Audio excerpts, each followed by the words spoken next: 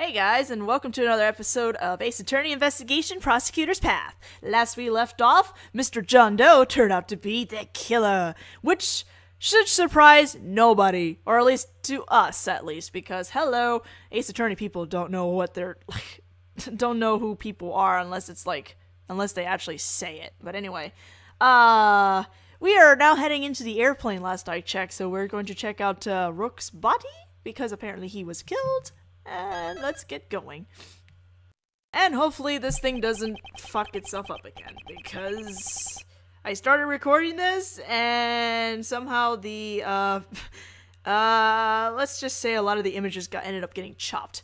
But didn't get too far in, probably like only 10 minutes into this thing.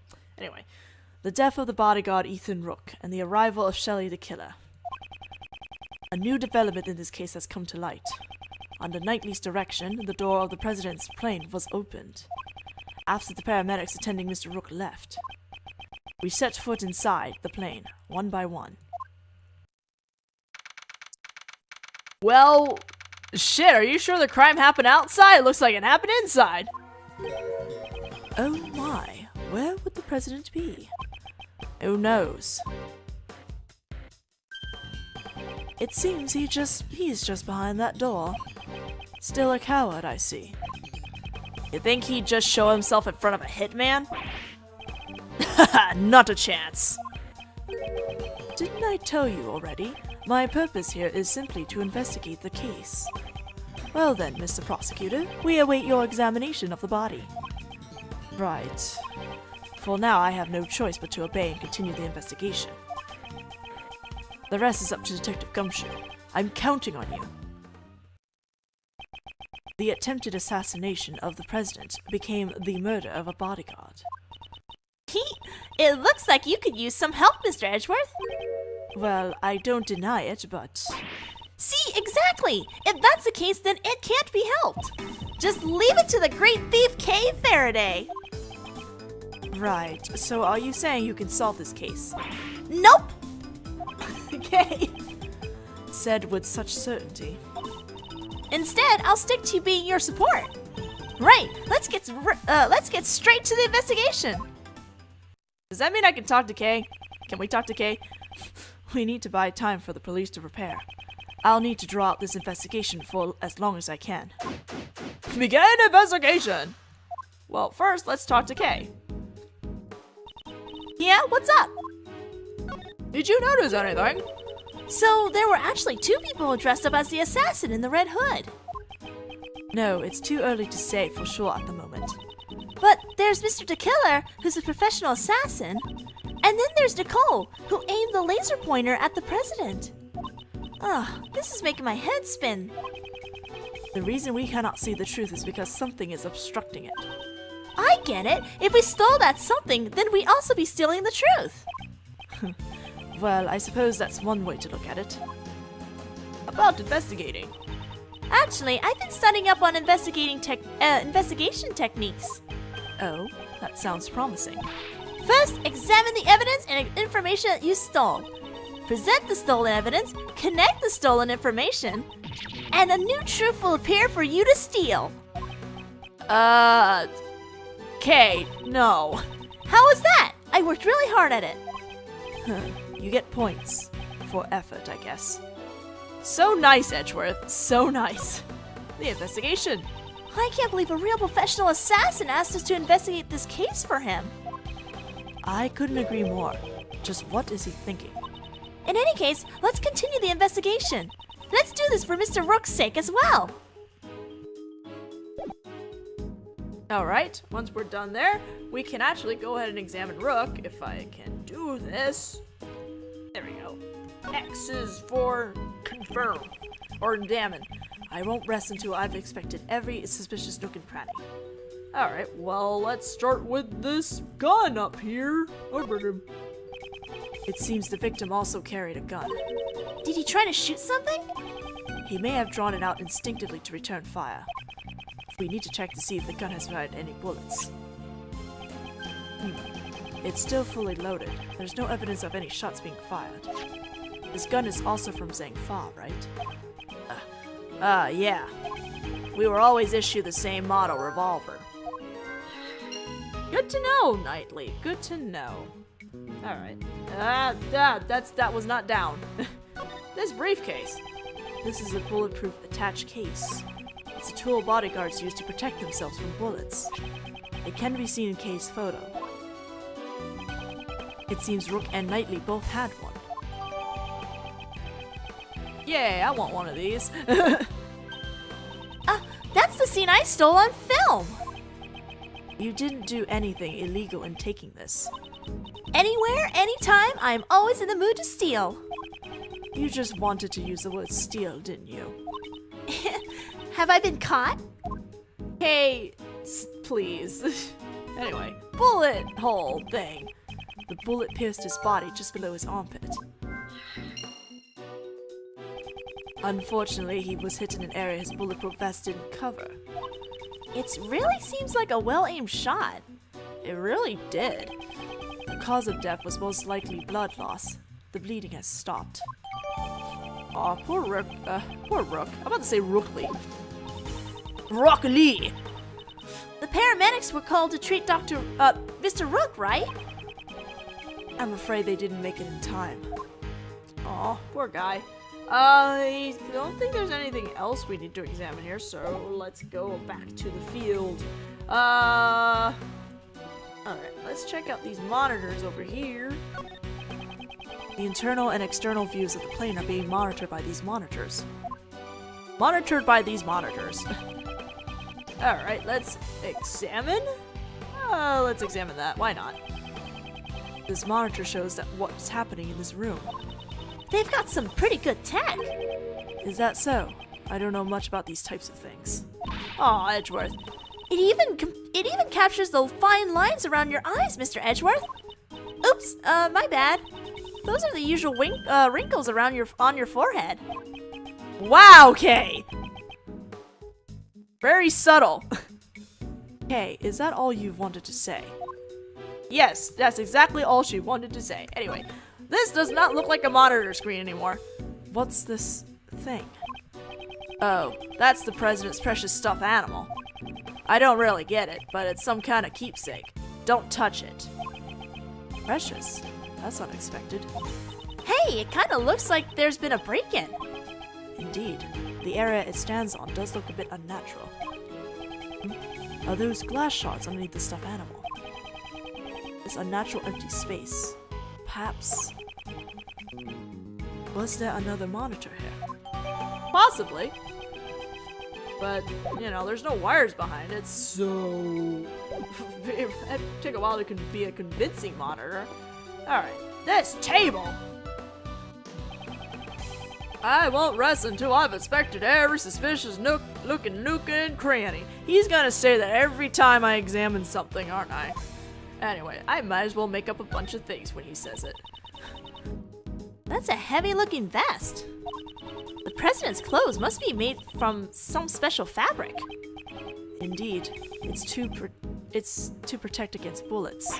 Wow! He even does that? Naturally, this is a bulletproof vest after all. Come on, Kay. So that's what it is. This is the first time I've seen one. You could have said something earlier. That really surprised me. Oh, Kay, please. Anyway. Blue folder! Are these some kind of official documents? I know it's a bit rude, but let's take a peek inside. This seems to be a security plan. This looks like the one we found earlier in the trash can. Yes, it does. But what's this? Something seems out of place. Well, hold on a second. Well, okay, you might not be able to well, actually you probably can. But if you happen to notice, these two got switched around. So, alright, let's see. What do I actually have to deduce here? Like, where do I pick? Well, maybe I could just pick one of these. Deduce. And the other security plans? Yes. What's this? The details of the security plans were changed. Eh? You're right! Yeah, that's right. It was changed yesterday. President's orders. Why the sudden change? Because 2 days ago, the killer attacked the president. He disguised himself as a bodyguard. Rook was the first to notice. He had already gotten close to the president. Oh, snap. Rook managed to stop him just in the nick of time. Rook grabbed his left arm and twisted it. Then he fired one bullet square in his left arm. What were you doing at that time, Mr. Knightley? I was... If I remember correctly, the first person I took out that day was you. Oops, was that a touchy subject? Shut up. So back then, your neck injury has yet to heal, and you've already forgotten. No, not you. Not now. Since that day, I haven't been able to turn my head right. It sucks. To think that I would suffer an injury. Ethan Rook. You could say he was a most capable individual. Unlike this man here. What's so different about me and Rook? I believe you're about as different as a pawn and a queen. What? So you remember Rook's name because he was highly capable. Correct. While disguised as a bodyguard, I happened to hear his name. There was no way I could forget that name. Only a select few have ever been able to injure me. So this was the connection the killer was talking about. The security arrangements were changed, so that the killer would not be able to sneak in as a bodyguard again. Only the president's two most trusted subordinates would accompany him on the stage. In short, me and Rook. Added to the organizer. It appears your positions were also changed. That's true! He's now on the right side! 'Cause I can't turn my head to the right, my position got changed to the president's left side. In other words, I was relocated to the right side of the stage. Did you now?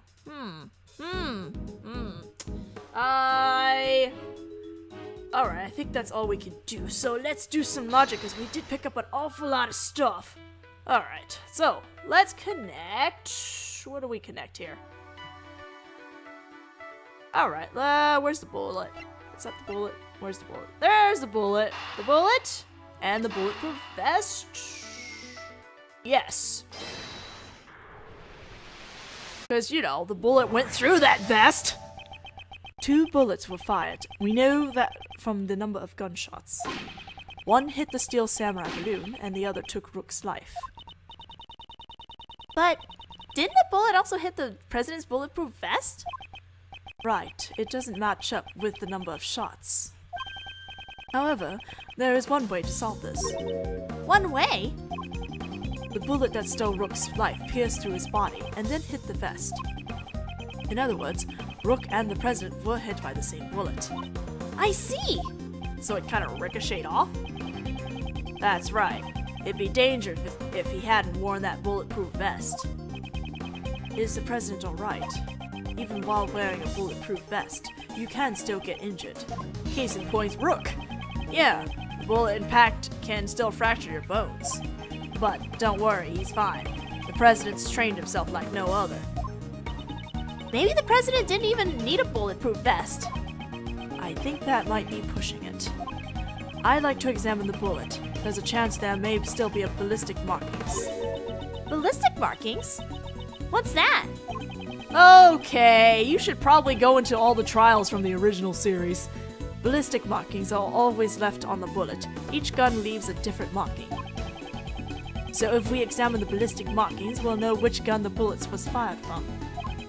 You could say they're like a gun's fingerprints.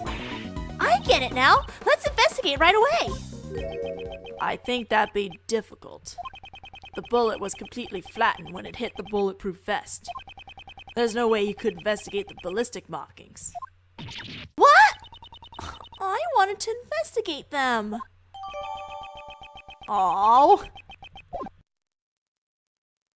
Oh, look, more logic stuff. So let's see. Let's connect Rook's gun and the 6-shot revolver that hasn't been fired yet.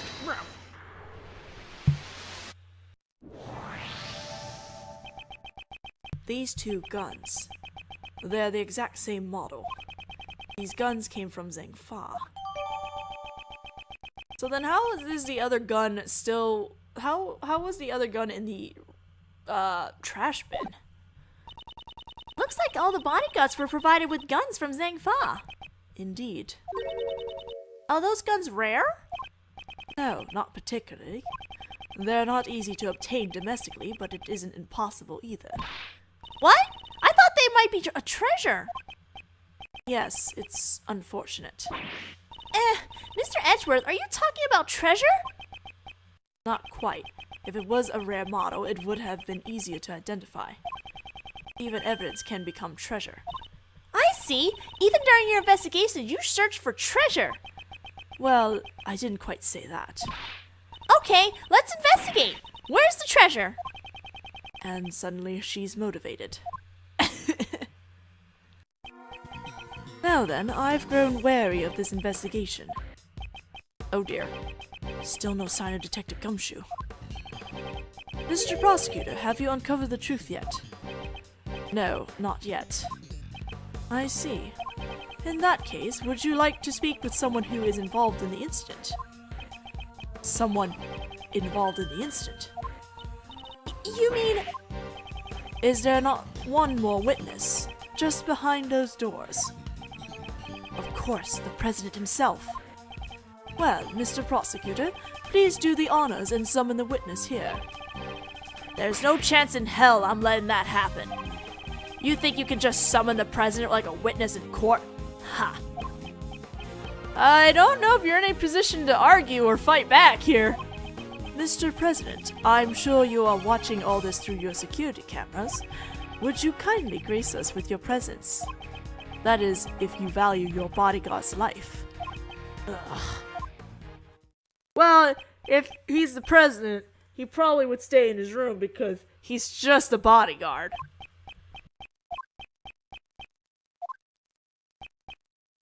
I see. Mr. President, what sort of man leaves another to die on his behalf? Mr. President! Stop it! Take it easy! Hey! Still nothing. Come on, Gumshoe. Ah! What? The lights. My apologies, Mr. Prosecutor, but I wouldn't try anything if I were you. It seems I am unable to reach the President, even with Mr. Knightley's life. Stop! Ah! Hey, Tequila, you... However, I have already seen the truth. Where is he? Oof. Yo, that is so cool. I leave the rest in your hands, Mr. Prosecutor. And he's gone. Mr. Edgeworth! Oh, I don't know who's talking. Mr. Edgeworth! Detective Gumshoe. Mr. Edgeworth, sir! I was just guessing it was Edgeworth, but just to be on the safe side. Oh, Edgeworth, no, get off the ground. That's not where you should be. Did I pass out? Mr. Edgeworth, thank goodness you're safe. Mr. Edgeworth, are you okay? Kay, what about you? I just woke up myself. My head's throbbing a bit, but it's no big deal. Detective Gumshoe, what happened to the killer? Miss Swift came running out of the plane. She told us the killer made a run for it, but... We were too late, sir. We heard from that bodyguard that the emergency lifeboat over there had been stolen. He's probably at the other side of the lake by now, sir. Didn't you seal off the park? The police were all called back to surround the plane. Right now, there's no one guarding the opposite shore. Oh. That means he succeeded in giving us the slip. Sure seems that way, sir. Mr. Prosecutor, Horace Knightley, it seems you also had a narrow escape. Yeah, that sucked, that punk. Come to think of it, we found this near where you fell, sir. This is the killer's calling card. Looks like a message from him. He always leaves this card next to his victim's body. But you're not dead, sir. Perhaps this signifies something similar to a killing. Which reminds me, the last thing he said still bothers me. However, I have already seen the truth, and I cannot make that go faster for some reason. I leave the rest in your hands, Mr. Prosecutor. Seen the truth? What did he mean? Yeah, it seems safe now. What was that? The president will be making his entrance now. The president? Oh, snap. It's like a freaking lion. Like he's got pointed ears. This man is the president of Zhangfa, Dijun Huang. You are? It is an honor to meet you. My name is Miles Edgeworth. I am a prosecutor. I am Dijun Huang. I have heard of your deeds. You saved my country from a great crisis. Is he referring to the Yatagrasu case? I was simply solving a murder, nothing more. Such modesty. I have been observing your investigation. An astounding performance, despite allowing the killer to get away. Thank you very much. So he was watching through security cameras. However, I regret that it ends here. What do you mean? Heed my words, foolish prosecutor. You should have already been informed by Knightley. This investigation will be handed over to the esteemed police force of Zhangfa. Now that the killer is gone, they intend to take over the investigation. Hey, pal, what are you doing? And what's with that attitude? It's because of the killer and Mr. Edgeworth that... Enough, detective. Mr. President, I cannot agree to this. Why must this investigation be handed over to your country's police? Why, you say? Know your place, puny prosecutor. Must I explain my actions? Nay, I think not. You shall hand over all the evidence you found so far and leave this plane at once. Hey, Mr. Prosecutor, be a good boy and do as you're told. I cannot resist any longer. No, Edgeworth, no! All evidence is handed over to... Oh, shit. No! It can't end like this! Why? Why won't he allow me to investigate this case any further? Now then, would you kindly take your leave? Knightley, place the suspect under firm restraint. I'm on it, Mr. President. An attempt on my life, the murder of my subordinate. Such evil, such sin. I didn't kill anybody. I swear. Shut your trap, lady. You dare question me! You dare stain this world with deceit! Should we pardon this sin? Nay, absolutely not. It is most unforgivable. My reasons being, there's no mistake. The president... Oh, sorry. There's no mistake. The president is hiding something. If I turn back now, the truth will be lost forever. Mr. Edgeworth! Mr. Edgeworth, is there nothing you can do? Let's find loopholes. I remember. Countless times I've faced this dilemma in the courtroom. The lies of the witness, the rebuttals of the defense. I did not always have the evidence to counter them. Nonetheless, I was still able to draw out the truth from them. That's right. My words alone are my weapons.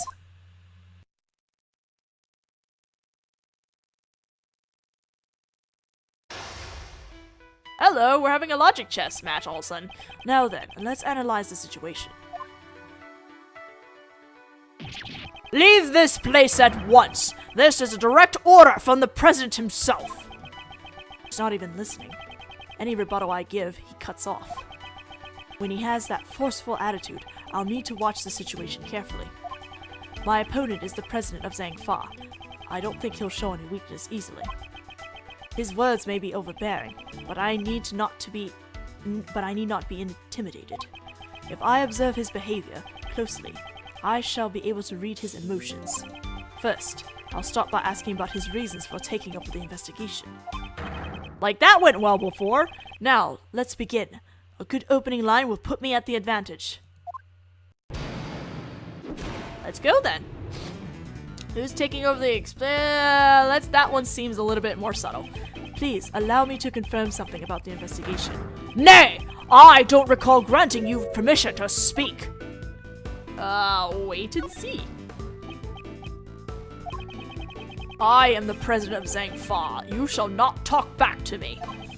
I am not talking back. I am simply asking for confirmation. This investigation will be taken over by the police of your country. Is that correct? Exactly. That is all I will say. Restrain yourself from making any more unnecessary comments. You think I will restrain? No. Wait and see. That's enough.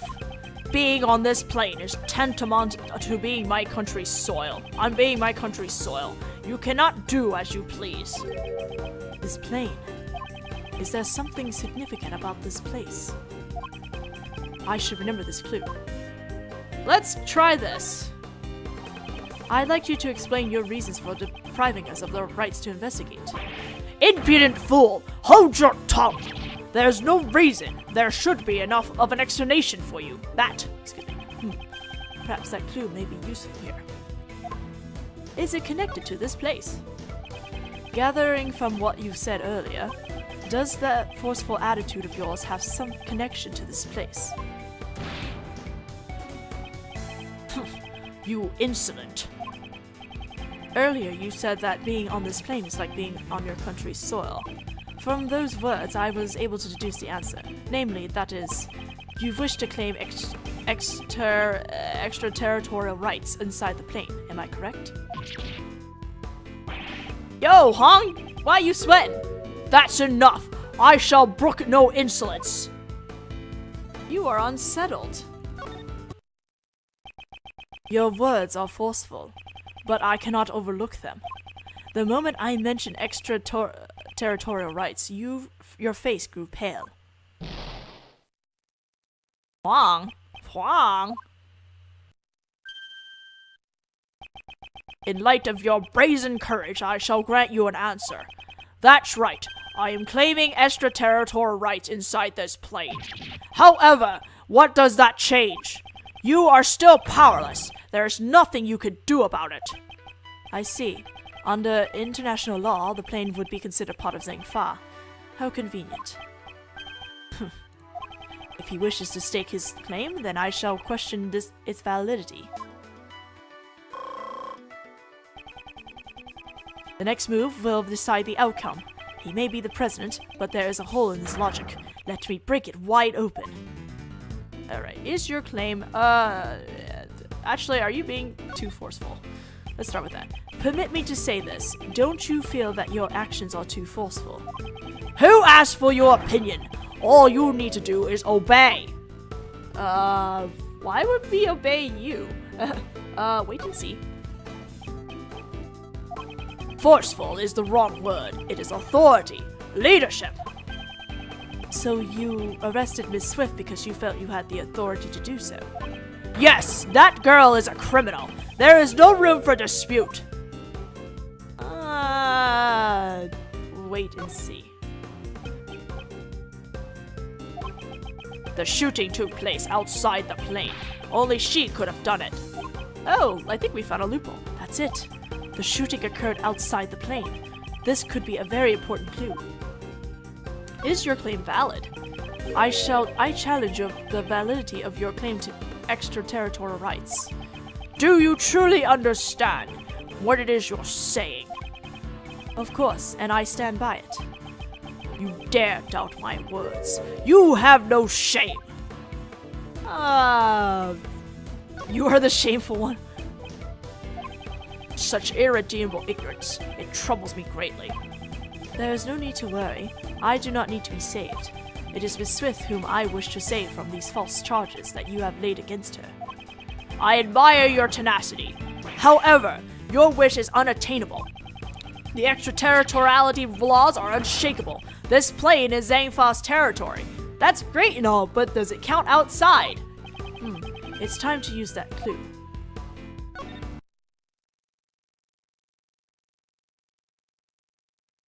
Indeed, I do not question your extraterritorial rights inside the plane. However, you just claimed that the shooting took place outside the plane. Yes, if it didn't happen inside the plane, extraterritorial laws do not apply. Your claim has fallen apart. Miss Swift's arrest is invalid. Take that! Impossible! To be bested by a mere prosecutor. I am the president! Checkmate, Mr. President. Logic chest complete! Arr. Also, I think that is all we can do for now. Mr. President, will you allow us to continue with our investigation? Which I hope he does, because we've run out of time for this video. So hopefully we can continue on in the next one. So I'll see you guys then. Bye-bye! And we cannot see the truth is because something is obstructing it. I get it. If we stole that something, then we'd also be stealing the truth. Well, I suppose that's one way to look at it. About investigating. Actually, I've been studying up on investigation techniques. Oh, that sounds promising. First, examine the evidence and information that you stole. Present the stolen evidence, connect the stolen information, and a new truth will appear for you to steal. Okay, no. How was that? I worked really hard at it. You get points for effort, I guess. So nice, Edgeworth. So nice. The investigation. I can't believe a real professional assassin asked us to investigate. A chance. Didn't I tell you already? My purpose here is simply to investigate the case. Well then, Mr. Prosecutor, we await your examination of the body. Right. For now, I have no choice but to obey and continue the investigation. The rest is up to Detective Gumshoe. I'm counting on you. The attempted assassination of the president became the murder of a bodyguard. It looks like you could use some help, Mr. Edgeworth. Well, I don't deny it, but... See, exactly! If that's the case, then it can't be helped. Just leave it to the great thief Kay Faraday. Right, so are you saying you can solve this case? Nope! Okay. Didn't get too far in, probably like only 10 minutes into this thing. Anyway, the death of the bodyguard Ethan Rook and the arrival of Shelley the killer. A new development in this case has come to light. Under Knightley's direction, the door of the president's plane was opened. After the paramedics attending Mr. Rook left, we set foot inside the plane, one by one. Well, shit, are you sure the crime happened outside? It looks like it happened inside. Oh my, where would the president be? Who knows? It seems he's just behind that door. Still a coward, I see. You think he'd just show himself in front of a hitman? Not said with such certainty. Instead, I'll stick to being your support. Right, let's get straight to the investigation.